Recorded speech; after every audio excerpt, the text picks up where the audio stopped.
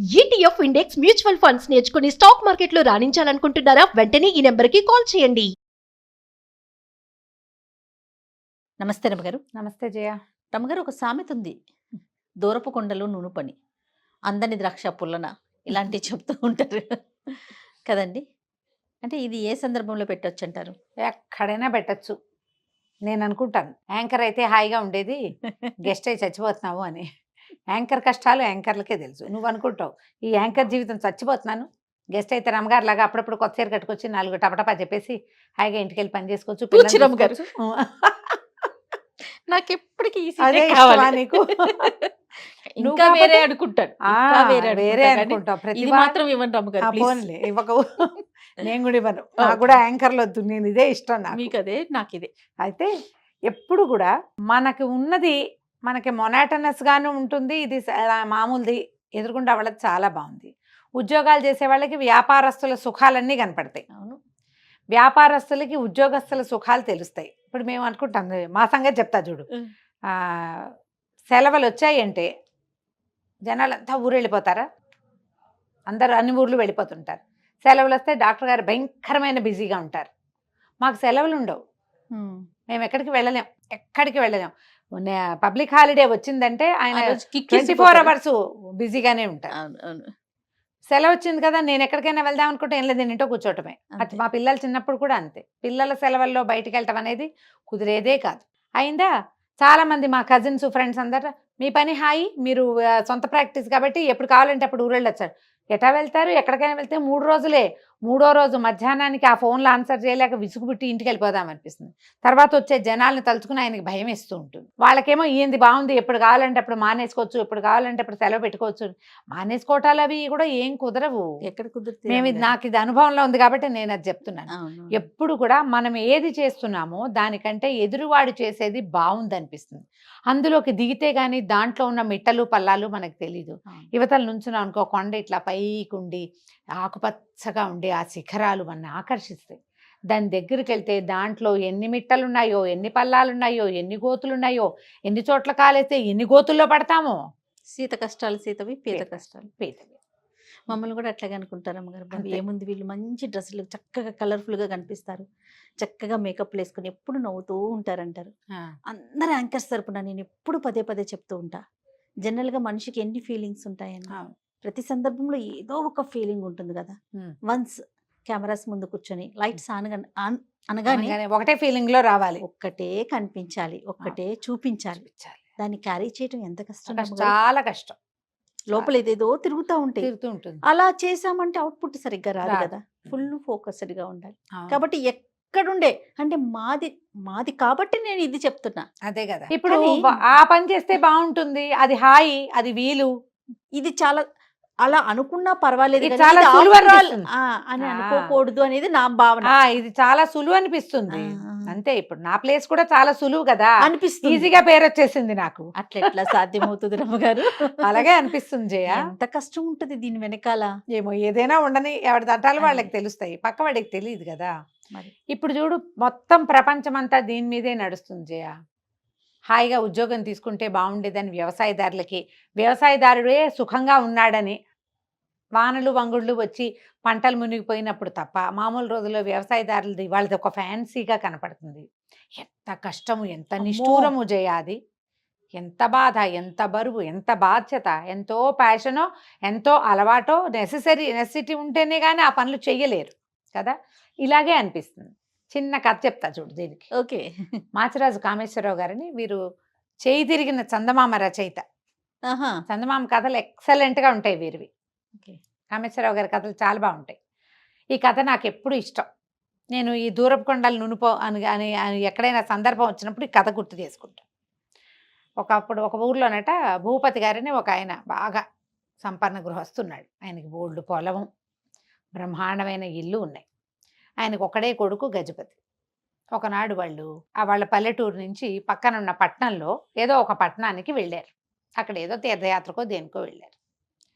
ఒక దారిన పోయే ఒక రోడ్డు మీద నడుస్తుంటే బ్రహ్మాండమైన బిల్డింగ్ ఒకటి కనపడింది, పెద్ద భవంతి.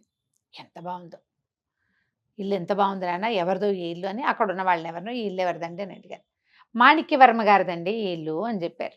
ఎవరైనా మాణిక్యవర్మ అనగానే ఆయన ఏదో వ్యాపారస్తుడు, వ్యాపారం అయింది, చాలా గొప్ప వ్యాపారి. తెలుసుకున్నారు సమాచారం. ఓహో అనుకున్నారు. ఈయనకి భూపతి గారు గుర్తొచ్చింది. మాణిక్యవర్మ అంటే నాతో బంగారం పంచుకున్న మాణిక్యవర్మ కాదు కదా అన్నాడు. అనగానే కుర్రాడు కొడుకు ఆ గజపతి, ఎవరి నాన్న బంగారం పంచుకోవటం ఏమిటి నాన్న, నీకు మాణిక్యవర్మ అని ఆయన తెలుసా నాన్న అని 4-5 మాటలు అడిగాడు. అడిగితే ఈయన ఏం చెప్పాడంటే, ఒక మాణిక్యవర్మ నాకు తెలుసురా, నా స్నేహితుడు. మేము చిన్నప్పుడు ఊర్లో ఉండగా ఆ ఊళ్ళో ఒక జమీందారు గారు ఉండేవారు. అయితే ఒక పెద్ద ప్రమాదంలో జమీందారు గారి కుటుంబం అంతా పోయింది, భవంతి పాడుపడిపోయింది. జమీందారు గారి తండ్రి ఆ ప్రమాదం నుంచి తప్పించుకున్నాడు. ఆయన ఒక్కడే ఉండేవాడు, ఆ ఇంట్లో ఒక్కడే ఉండేవాడు. పాడుపడిపోయిన ఆ భవంతిలో పిచ్చుకేకలు పెడుతూ మరి ఎవరు లేకుండా ఉండేవాడు. ఊళ్ళో పిల్లలు ఎవరైనా కనపడితే బంగారం కావాలరా మీకు అని కేకలు పెట్టేవాడు. కుర్రాళ్ళు ఆయన చూసి పారిపోయేవాళ్ళు. నేను మాణిక్యవర్మ అప్పటికి యంగ్స్టర్స్ వాళ్ళు, మేము మాత్రం ఆయన దగ్గర కాసేపు కూర్చునేవాళ్ళం, ఆయనకి ఏమైనా తినడానికి పట్టుకెళ్ళేవాళ్ళం, ఆయనతో మాట్లాడుతూ ఉండేవాళ్ళం. ఒకనాడు ఆయనకి అవసాన కాలం సమీపించినప్పుడు ఆయన ప్రాణం కోసం కొట్టుకుంటుంటే మేమే మంచినీళ్ళు అవి పోసాం. ఆయన ఒక చోట బంగారం దాచిపెట్టామని అది తీసుకోమని చెప్పాడు మాకు. తీసుకోమంటే ఆయన శవదహనాలన్నీ అయిపోయాక ఊళ్ళో వాళ్ళంతా కలిసి ఆయన మట్టి చేసేశారు. ఆయన చెప్పిన ప్రకారం మేము అక్కడ తవ్వి బంగారం దొరికింది మాకు. నేను మాణిక్యవర్మ చెరిసగం పంచుకున్నాం. మాణిక్యవర్మ వ్యాపారం పెట్టుకుంటానని చెప్పాడు. నేను మన ఊళ్ళో పెద్ద ఇల్లు కట్టుకుని పొలాలు అవి కొనుక్కుని మన ఊళ్ళోనే స్థిరపడ్డాను. అనగానే పిల్లాడు అన్నాడు, నువ్వు కూడా వ్యాపారం చేసుంటే నా జీవితం ఎంత బాగుండేది, పల్లెటూరు గబ్బిలా ఇలాగా ఊళ్ళల్లో పడి ఏడుస్తున్నాం మనం, ఇల్లు పొలం అనుకుంటూ, నువ్వెందుకు నా వ్యాపారం చేయలేదు అన్నాడు. అనేసరికి అది కాదురా అని కొడుకు ఏదో చెప్పబోయాడు. కానీ పిల్లాడు కొడుకు విసుక్కున్నాడు. ఓ 25 ఏళ్ళు ఉన్నాయి వాడికి, రుసరుసలాడిపోయాడు. నువ్వు సరైన నిర్ణయం తీసుకోకపోబట్టే కదా నేను ఇప్పుడు ఆ పల్లెటూరులో ఉన్నాను, నా జీవితం ఎంత బాగుండేది నువ్వు కూడా వ్యాపారం చేస్తే. ఈ లోపల ఏమైంది, ఈ వాకిట్లో నిలబడి మాట్లాడుకుంటుంటే ఆ మాణిక్యవర్మ గారు అనుకోకుండా వాకిలి వైపుకి వచ్చి చూసి ఆ నుంచున్న వాళ్ళు ఎవరు అని కేకేసి ఒక్క అడుగు దగ్గరికేసి, ఏమిటి వీడు నా స్నేహితుడు భూపతల్లే ఉన్నాడని దగ్గరకు వచ్చాడు. చేతులు పుచ్చుకున్నాడు.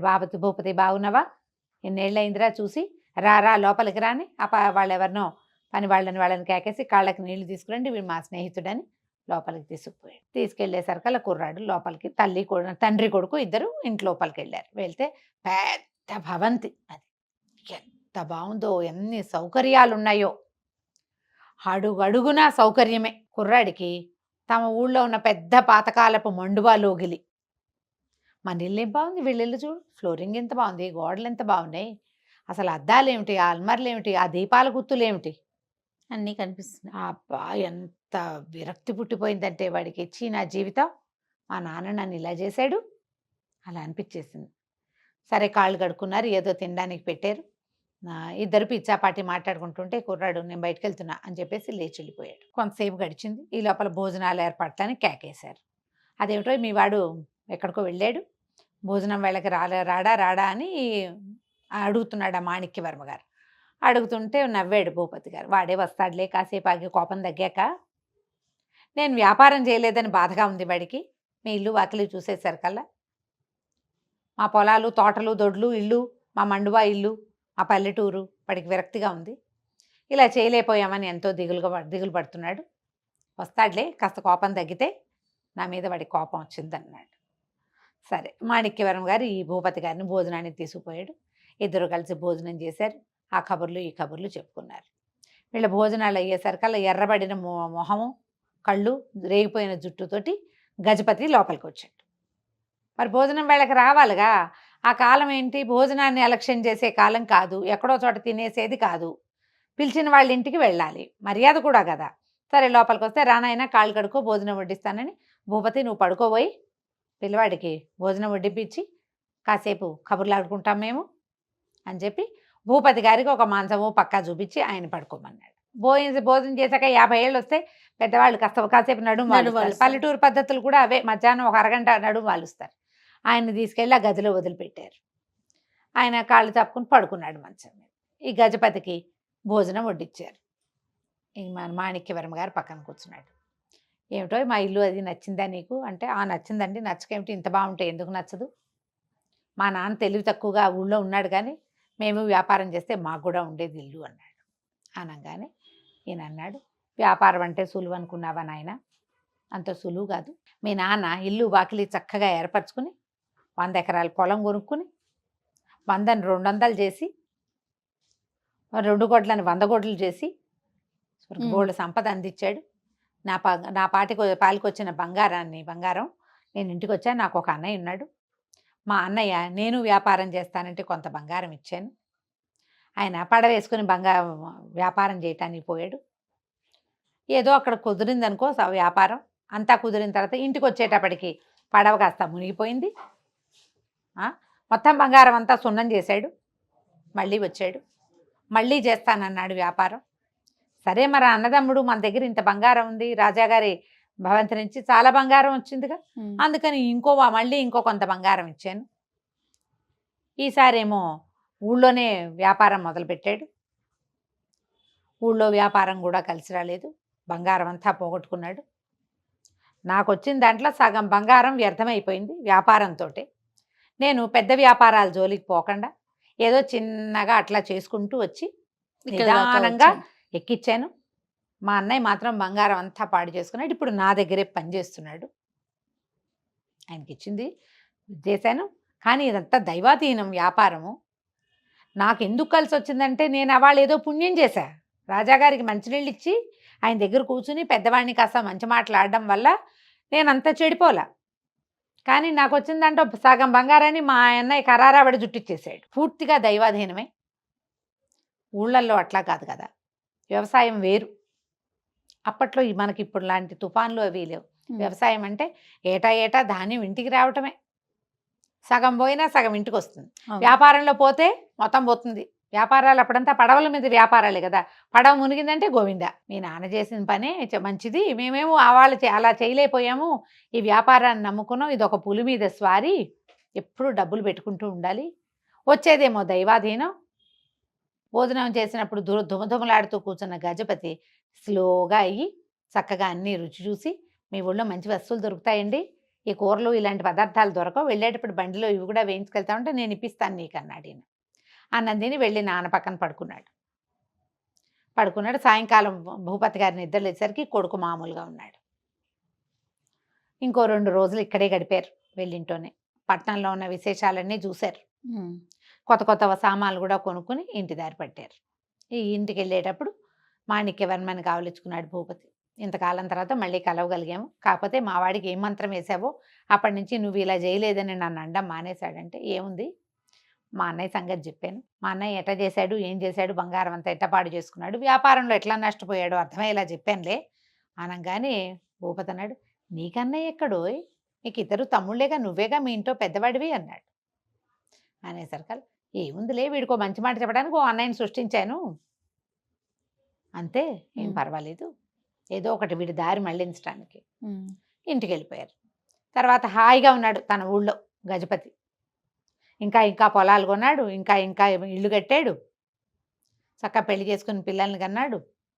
కానీ ఊరు మాత్రం వదిలిపెట్టలా. ఆలోచనలో మార్పు రావాలి. ఎప్పుడు కూడా దూరపు కొండలు నునుపు.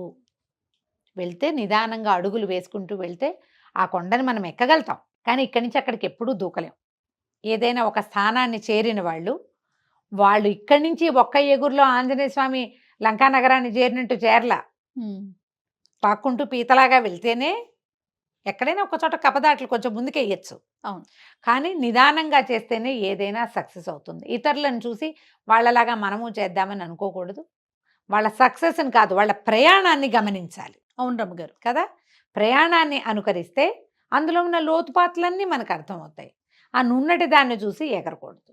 రైట్. కథ కంచికి మనం ఇంటికి. నమస్తే అండి. నమస్తే జీ.